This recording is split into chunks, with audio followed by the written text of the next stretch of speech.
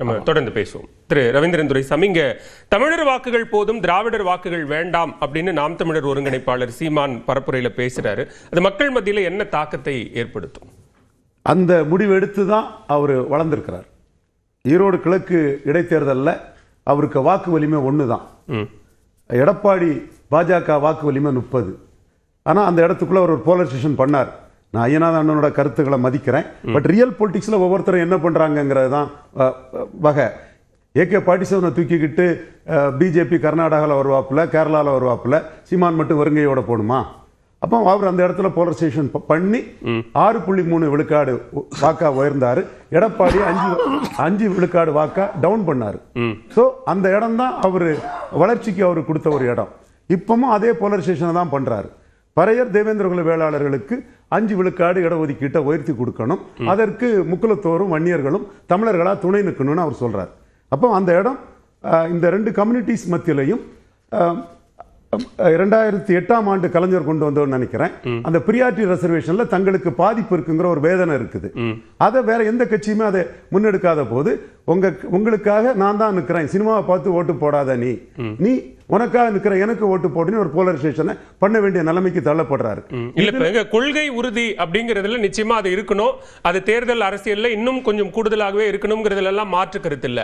ஆனா போட்டி ரொம்ப பலமா இருக்கும் போது இந்த கருத்துக்களை பரப்புரையில பேசுறது அப்படிங்கிறது இளைஞர்கள், பெண்கள் வாக்காளர்கள் அதிகமா இருக்கிற இடத்துல இது எடுபடுமா, அவர்களிடம் தாக்கத்தை ஏற்படுத்துமா அப்படிங்கிறது. எதிரணியில அந்த தெலுங்கு தாய்மொழி மக்கள் வாக்கு அண்ணன் மைல்டா டிஃபெண்ட் பண்ணாரு. திமுகவுக்கு மு க ஸ்டாலினுக்கு தான் போகும்.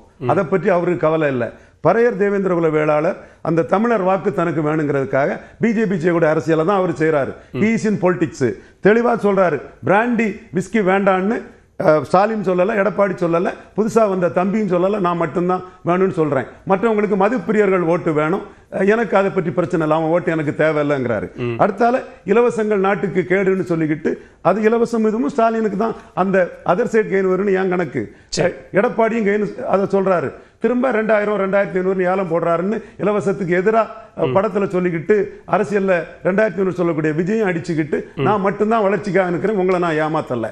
இப்படி ஒவ்வொரு விஷயத்திலையும் நீங்கெல்லாம் திராவிடர்களா இருக்கிறீங்க, நான் தமிழனா இருக்கிறேன், நீங்கெல்லாம் பெரியார புகழ்ந்து பேசுறீங்க, நான் பெரியாரை விட தமிழ் பெரியார்களுக்காக இருக்கிறேன்னு அவர் தெளிவா பிஜேபி அரசியல் தான் பண்றாரு. அந்த பிஜேபி அரசியலை பண்ணி தான் அவர் ஈரோடு கிழக்குல வாளோடும் நூலோடும் பிறந்த கைகோளர்னு எடப்பாடிக்கு எதிரான ஒரு அரசியலை ஜாதிய ரீதியா தமிழ் உணர்வோட தமிழ் கலரோட பண்ணி தான் அவர் செய்தார். Hindu conscious is coupled with cost conscious. இதுதான் மோடிக்கு தாரக மந்திரம். இதுல தான் மோடி வளர்ந்தாரு. அதே மாதிரி Tamil conscious is coupled with caste கான்சியஸ்ங்கிறது உண்மை. அதனால தான் எடப்பாடிக்கு எதிராக முக்குலத்தோர திருப்புற அரசியலை இல்ல. ரவீந்திரன் துரைசாமி, நான் ரொம்ப நேராவே கேட்கிறேன். இத்தனை ஆண்டு காலம் நான் களத்தில் இருக்கிறேன், கத்துறேன், உங்களுக்காக குரல் கொடுக்கிறேன், எனக்கு ஒரு முறை வாக்களித்து வெற்றி பெற செய்யுங்கள் அப்படின்னு இவ்வளவு தூரம் பேச வேண்டிய ஒரு நெருக்கடி ஒன்னு உருவாயிருக்கு. அந்த நெருக்கடி யாரால் உருவாகி? அந்த நெருக்கடி உருவாயிருக்கு. அப்போ விஜய் தமிழ்ல இருந்து பிறந்ததான் தெலுங்கு மலையாளம் கன்னடம் பண்ணி சீமான் சொல்றாரு. விஜய் நாளைக்கு சினிமா நடிப்பாரு, கேரளா ஆந்திரா கர்நாடகாவில் படம் உடனே அவர் பேச மாட்டாருங்கிறத எக்ஸ்போஸ் பண்ணி தான் அவர் மலையாளி ஊடகத்திலுமே அவருக்கு பிற மொழியாளர்கள் எதிர்ப்பு தெளிவா இருக்குது. அதை அவர் உணர்றாரு. பேர சொல்லனா அவர் உணர்றாரு. அப்போ இந்த ஓட்டு எனக்கு வராது, வரக்கூடிய ஓட்டுக்கு நான் அரசியல் பண்றேன், என்ன நம்பி என்ன ஏத்துக்கூடிய ஓட்டுக்கு நான் அரசியல் பண்றேன்னு பண்றாரு. சரி தப்பாங்கிறதுலாம் சொல்ல வரல. அவருக்கு அரசியல் பாதை இப்படிதான் இருக்கு. இன்னும் 10 நாட்கள்ல விஜய் முடிவெடுக்க முடியாத விஷயங்கள் எல்லாம் ரொம்ப ஹெவியா போலரைஸ் பண்ணுவாரு. விஜய் அங்கேயும் இல்லாம இங்கேயும் இல்லாம வலமும் போகாம இடமும் போகாம அடிபடுவாருங்கிறது அவருக்கு கணக்கு. இந்த இதுல அவரை பொறுத்தவரை அந்த போலரைசேஷன் அவருக்கு வளர்ச்சியை கொடுக்கும். ஏன்னா திராவிடங்கத்துல 3 பேரும் ஒண்ணா நிற்கிறாங்க, இலவசத்துல 3 பேரும் ஒண்ணா நிற்கிறாங்க, பிராண்டி விஸ்கில 3 பேரும் ஒண்ணா நிற்கிறாங்க, பறையர் தேவேந்திரகுல வேளாளர் இடஒதுக்கீட்டுல ஸ்டாலினும் எடப்பாடியும் ஒரே லைன்ல நிற்கிறாங்க. விஜய்க்கு ஸ்டாண்ட் இல்ல. அப்போ நீங்க தமிழரா சேர்ந்தா நீங்க பெரும்பான்மைன்னு சொல்றதுல மற்றவங்க ஒரு திசையில் நிற்கிறாங்க, இவர் மட்டும் ஒரு திசையில் இருக்கிறாங்க. எந்தெந்த விஷயத்துல இவர் டிஸ்டிங்டா செப்பரேட்டா நிற்கிறாரோ அதை முன்னிலைப்படுத்துவாரு. அதனால மற்றவங்க பாதிப்பு பற்றி கவலைப்பட மாட்டார். குறிப்பா எம்ஜிஆர் ஜெயலலிதா ஊழல் பிரிச்சாளிகளை வச்சுக்கிட்டு என்ன ஊழலை தம்பி ஒழிச்சிட போறாருன்னு விஜய ஊழல் ஒழிப்புன்னு சொல்ல விஜய் அடிக்கும் போது ஜெயலலிதாவை ஊழல்னு அடிக்கிறார்.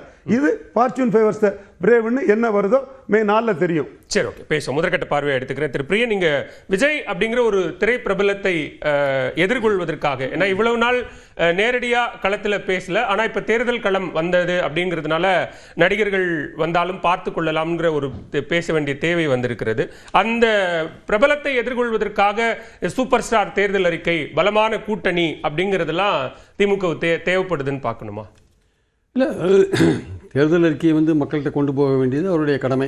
அந்த 8000 ரூபாய் கூப்பன் கொடுக்குற விஷயங்களாகட்டும், 20 லட்சம் விவசாயிகளுக்கு மோட்டார் கொடுக்குற விஷயங்களாகட்டும், அப்புறம் இருக்கிற ஸ்கீம்ஸில் பணத்தை இன்க்ரீஸ் பண்ணுற விஷயங்களாகட்டும், பிரேக்ஃபாஸ்ட்டை வந்து 6லேருந்து 8வது வரையும் படிக்கிற பசங்களுக்கு எக்ஸ்டெண்ட் பண்ணுறதாகட்டும்.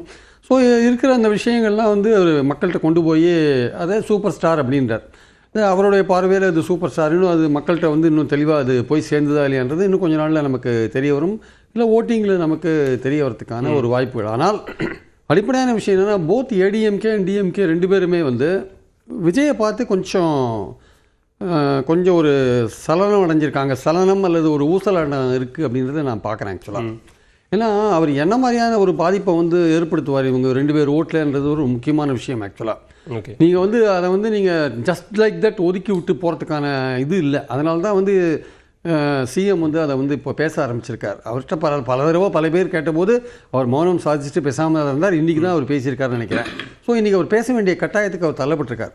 ஆனால் விஜய்க்கு ஒரு பெரிய கூட்டம் இருக்குது. அது என்ன பாதிப்பை உண்டாக்கும், அது ஏடிஎம்கே ஓட்டில் என்ன பாதிப்பு உண்டாக்கும், டிஎம்கே ஓட்டில் என்ன பாதிப்பு உண்டாக்கும், நாம் தமிழர் ஓட்டில் என்ன பாதிப்பு உண்டாக்கும், கண்டிப்பாக உண்டாக்கும். அதெல்லாம் வந்து நம்ம பொறுத்திருந்து தான் பார்க்கணும். அது எவ்வளோ தூரம் போகிறது, என்ன யாருதுன்னு நம்ம பொறுத்திருந்து தான் பார்க்கணும். ஒன்றுமே இல்லைன்னு சொல்ல முடியாது. அதை எடப்பாடியும் உணர்றார். பிரபலங்களுக்கு ஓட்டு போடாதுன்னு சொல்கிறார். திமுக எதிர்ப்பு ஓட்டுகள் வந்து தனக்கு வந்திருந்தது கம்ப்ளீட்டாக ஓரளவுக்கு மாறி விஜய்க்கு போச்சுன்னா என்ன பண்ணுறதுன்னு அவருக்கு ஒரு பயம் இருக்குது. நடிகரெல்லாம் பற்றி கண்டுக்காதீங்க, அவங்கெல்லாம் திருந்துவாங்க இளைஞர்கள் இவர் சொல்கிறார். ஏன்னா மைனாரிட்டி ஓட்டு விஜய்க்கு போயிட்டுனா என்ன பண்ணுறதுன்னு திமுகவுக்கு ஒரு கவலை இருக்கலாம், சொல்ல முடியாது. அதனால விஜயை பொறுத்த மட்டும் அவருக்கு ஒரு பெரிய கூட்டம் இருக்குது. அது என்ன மாதிரியான ஓட்டு அவரை பார்க்க வர கூட்டம் தானே, அதை தாண்டி களத்துல வாக்காளர்களாக கன்சாலிடேட் ஆகக்கூடிய நம்பர்ஸ் அப்படின்னு அன்லஸ் வந்து எலெக்ஷன் ப்ரூவ் பண்ணாதான் சார் நம்ம இன்னும் இதை பற்றி ஃபர்தராக பேச முடியும்.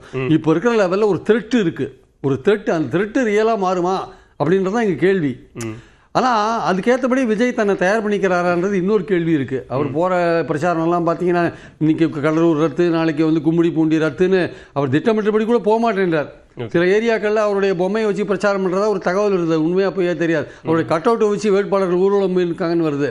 அந்த வேட்பாளர் பரப்புரைக்கு போய் பேசவே இல்லை, காரைக்குடியில் போய் பேசவே இல்லை. மற்ற ஊரில் கம்பேர் பண்ணும்போது காரைக்குடியில் அவருக்கு வந்த கூட்டங்கள் ரொம்ப குறைவாக தான் நான் பார்க்குறேன். ஆக்சுவலாக வந்து நமக்கு பார்க்கும்போதே தெரியுது.